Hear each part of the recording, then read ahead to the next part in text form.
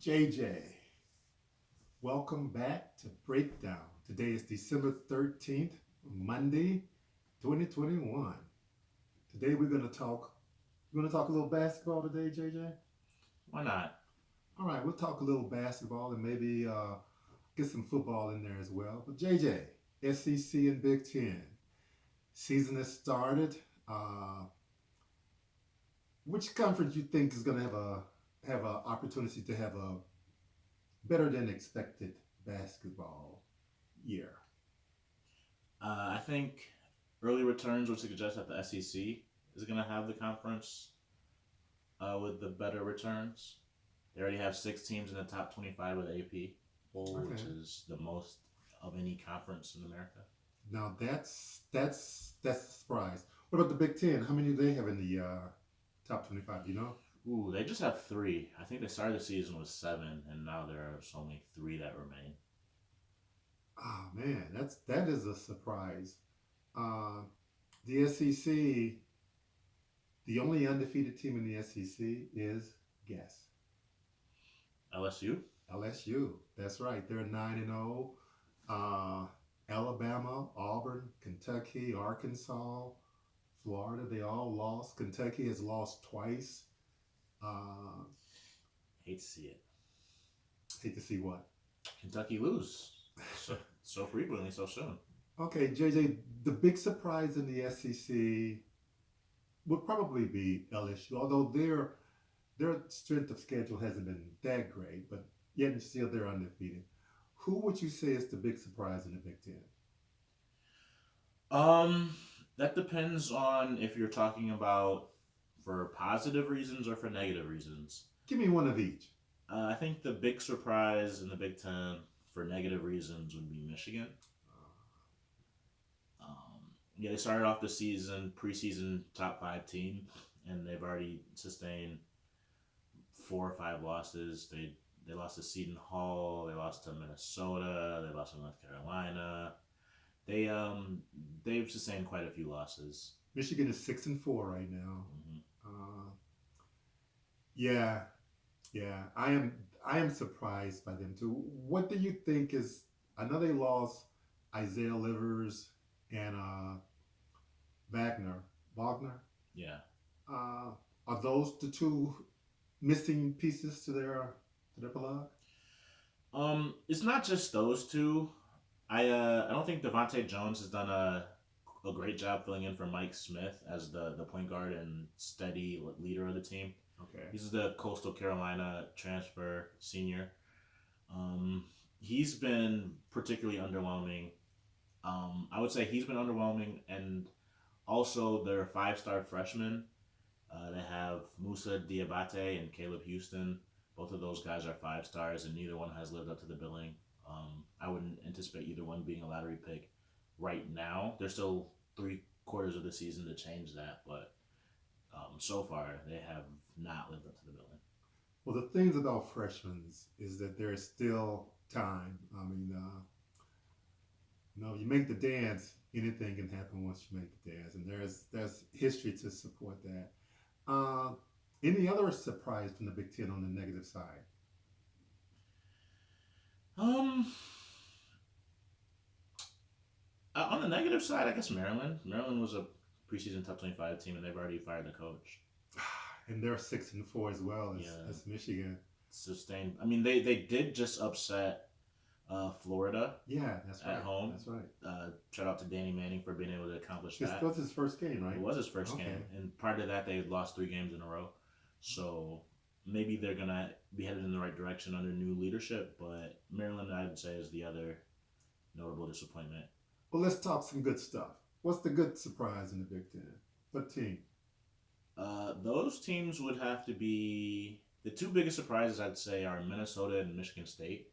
All right, all right. Michigan State is one of three Big Ten teams that are currently ranked, and they ended the season unranked, Okay. which is kind of rare in Tom Izzo's tenure.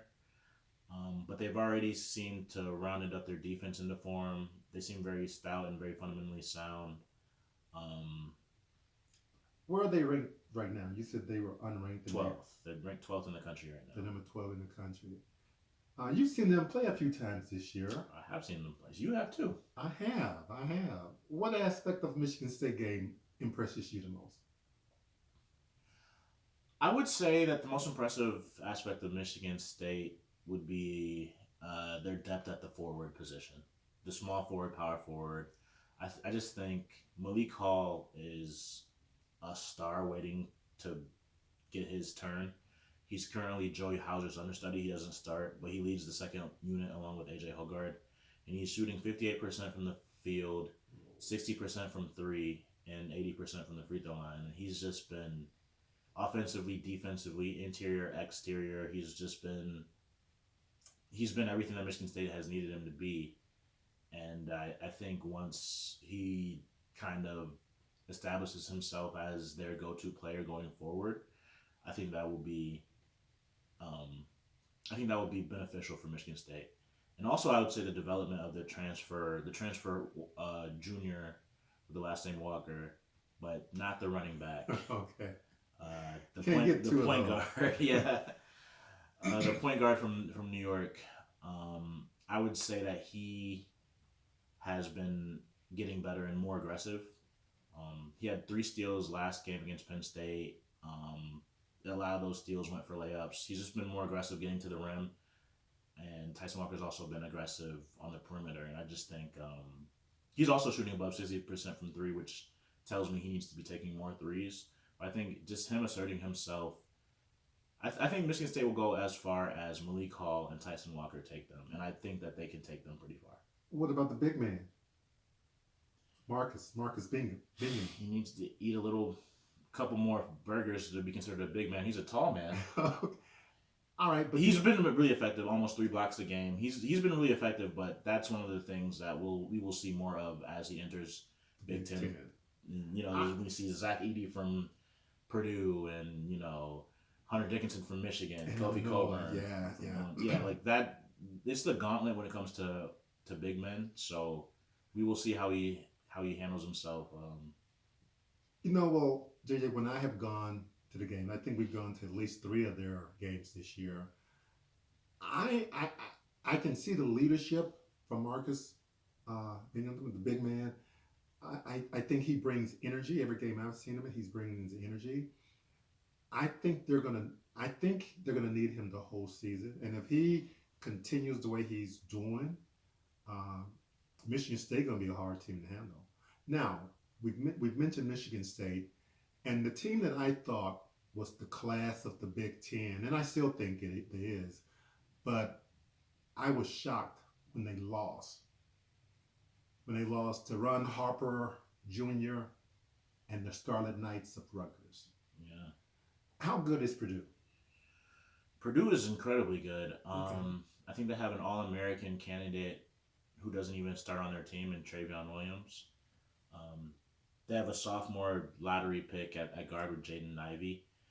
And Zach Edey is a 7'4" developing force. So I think that's something that you can't really scout for. I think Purdue has a lot of intangibles and a lot of pieces. But they almost went on a losing streak, because after they lost to Rutgers, they were down in NC State for 90% of the game. Took their first lead with under a minute to go, and eventually sent that to overtime, where they pulled out the win over North Carolina State at Barclays Center in Brooklyn. But well, JJ, another team that, and there's a lot of teams, but Illinois. I want you to talk about Illinois if you could for a moment, and then we'll hit Ohio State for a hot minute. Okay. Illinois, they got their big man back. He was going to transfer out, decided to stay with Illinois. He had to sit out a couple of games when he first came back. And I think they lost his first game back, and they've been kind of rusty, but they're 2-0 right now in the Big Ten, and they're getting things together. Do you anticipate them?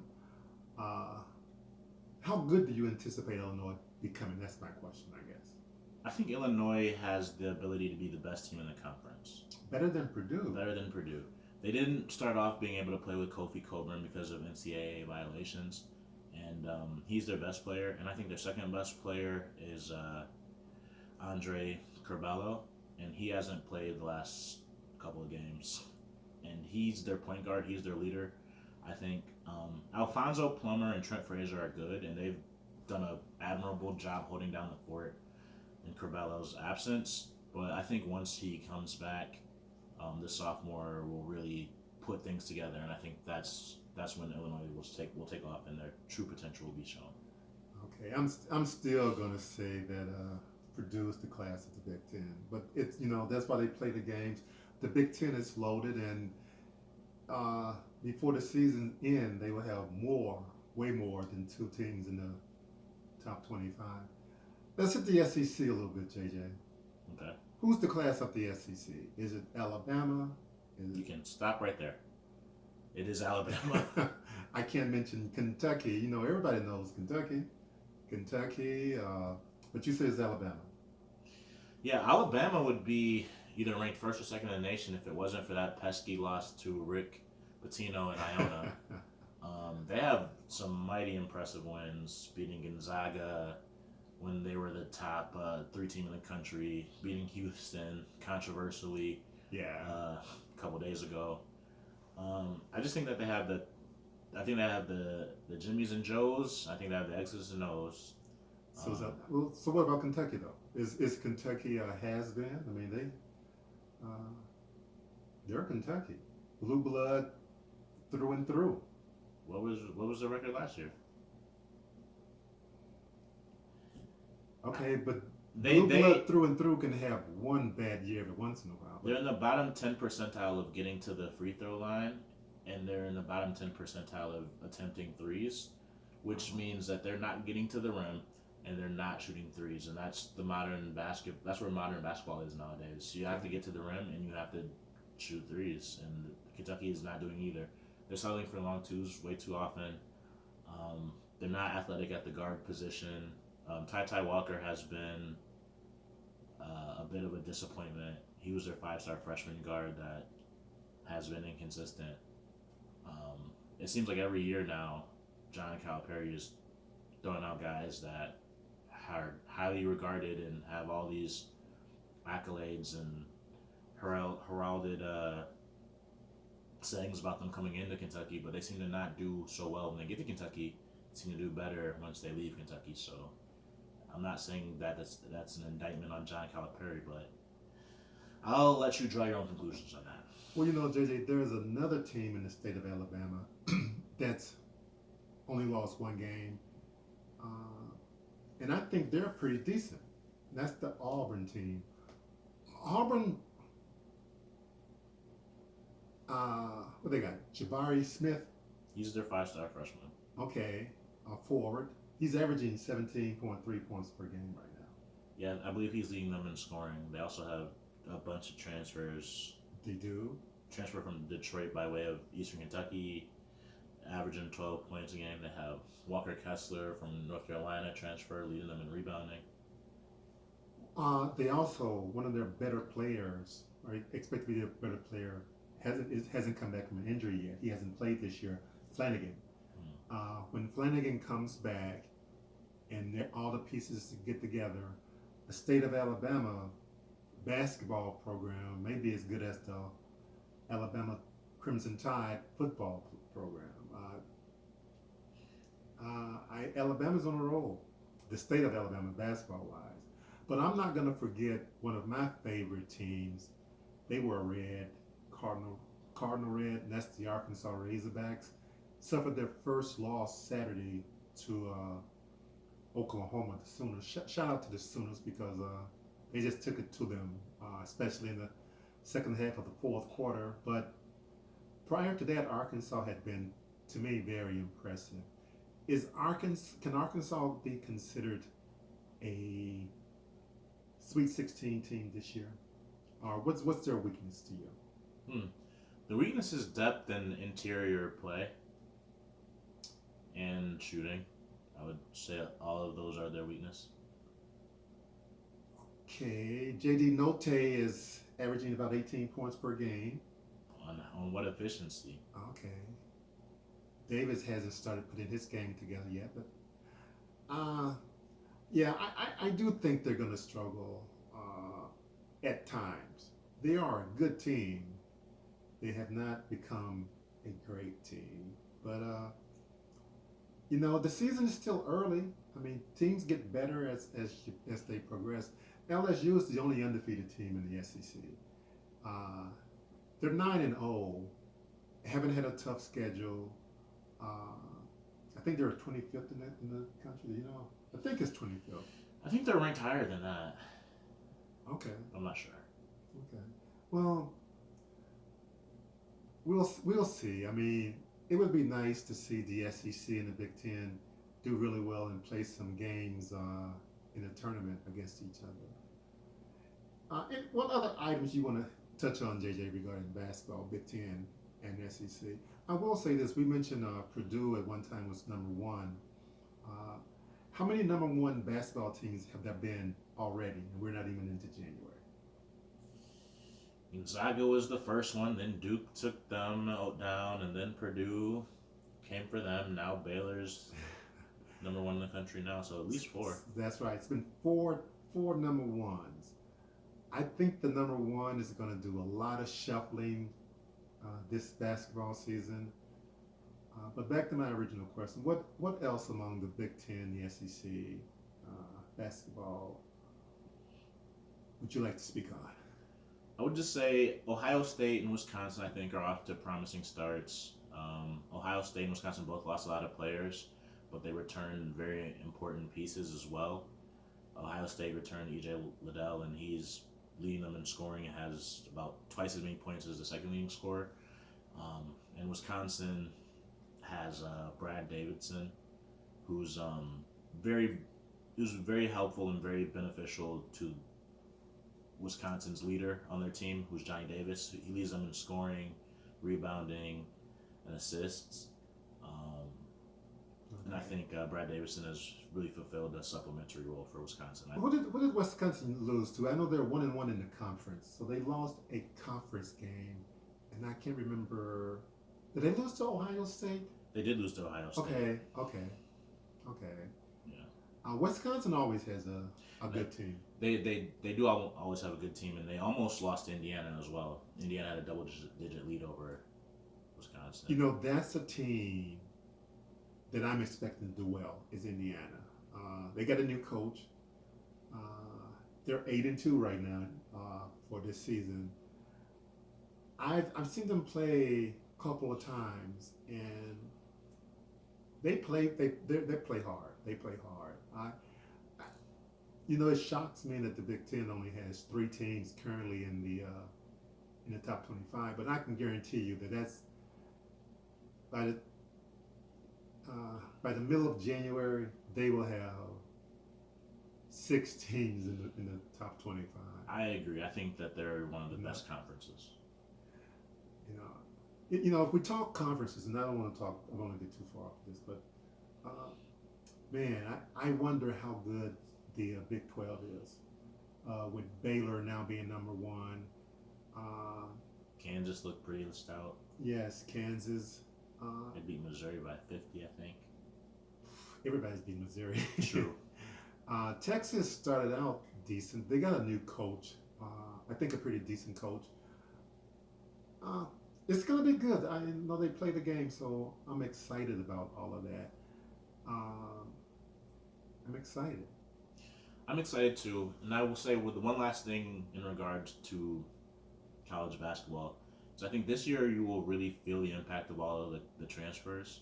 I know Baylor won the championship last year, and their 3 guards were all transfers. One from Auburn, one from Alabama, and Maceo T, I think, transferred from Presbyterian. He was from a mid-major, not from a Power 5 school. So when you say we're going to feel the effect of the transfers, well, every Big Ten team seems to be starting at least 1 or 2 transfers. And the transfer portal, it was a thing that certain coaches used to rely on because of the market inefficiency, I guess.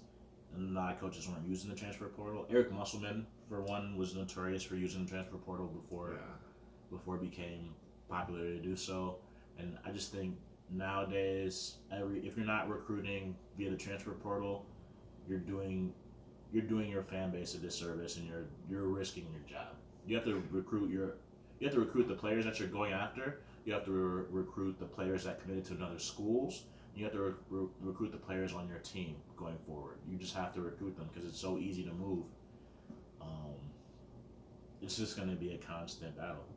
JJ, you talked recruiting. Let's switch over to football for a moment. I want to hit the Heisman Trophy award that was just given out last Saturday. But I want to just talk recruiting for a quick moment. The football early signing period is this Wednesday. Uh, the signing period in football, to me, is not as important as it was before the transfer portal. Because right now, what's important, slightly more than the recruiting, to me, is the transfer portal. If you I don't know. I know there's a lot of teams who have a lot of slots open, hoping that they can get some decent players out of the transfer portal. I know LSU has a lot of slots open, and I know they got a new coach, and I'm sure they're going to be looking into the transfer portal. How important is the signing period that's coming up Wednesday to you? I think it's incredibly important just by keeping your name in the cycle.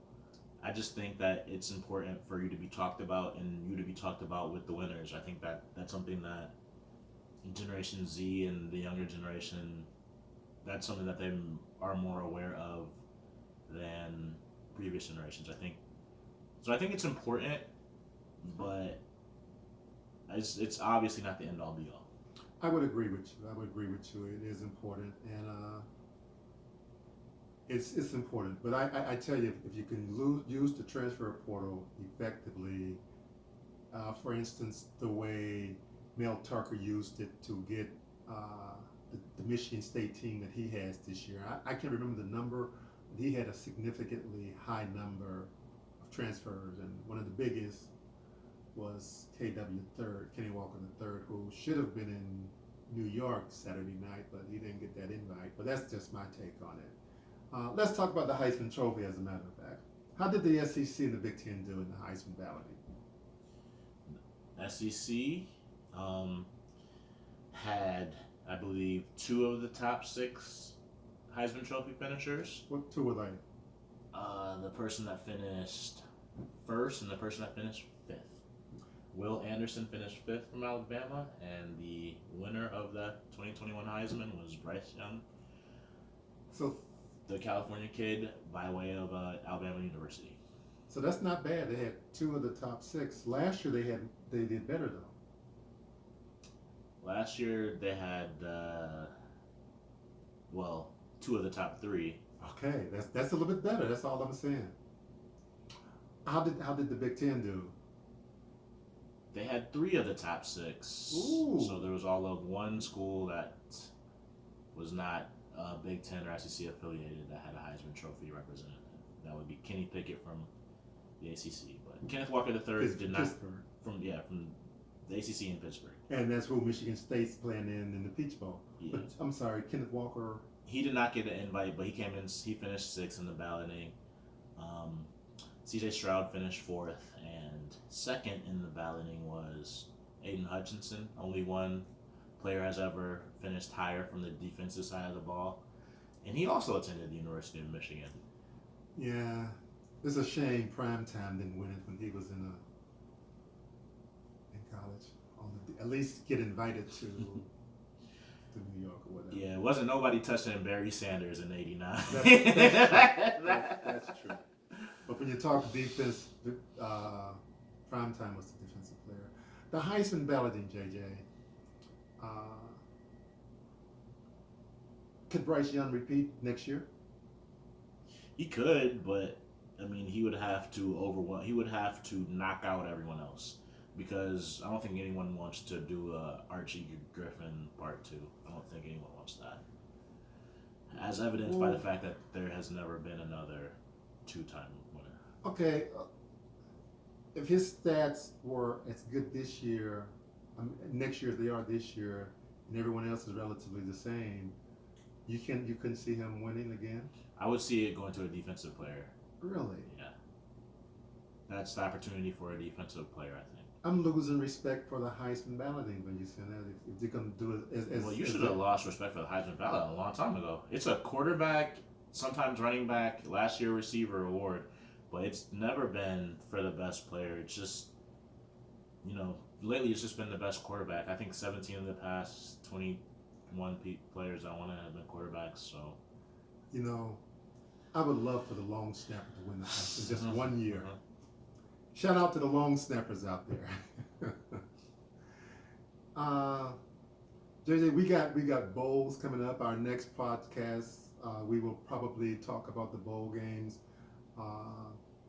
I'm looking forward to the bowl games. But we won't get into those too deep now. But are there any other items that you want to address right now that we can talk about? No, I would just say as the college football season ends and we transition to college basketball, I'm just really excited because I think, just like in football, the two best conferences in basketball will be SEC and Big Ten. So I think we'll have plenty of content coming your way. I'm not so sure I would dismiss the Big 12. The Big 12. I would, but that's why we have different opinions. We can talk about it and debate it in the future podcasts. You're strictly talking depth, right? From top to bottom. Yeah. I'm talking the top layer of the Big 12. Okay, so they do have Kansas, and they have the number one team in the country right now, and they have Baylor. Those are the two contenders. But other than that, I don't think. I would put a lot of SEC and Big Ten teams in between the second best Big 12 team and the third best Big 12 team, I guess. I would say that they do have higher top tier talent when it comes to Baylor and Kansas, but I think I don't believe in Texas. I know Texas Tech has some really good wins. I don't believe in Texas Tech, but that's we can do that later once football is really officially ended. There's no more bowl games, and we can go into the minutia and all of that. Okay. Later. Hey, well, that's going to be a wrap. All right. Hey, thank you for coming. Hope you enjoyed the program.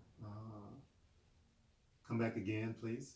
WPS, Wupik Sui.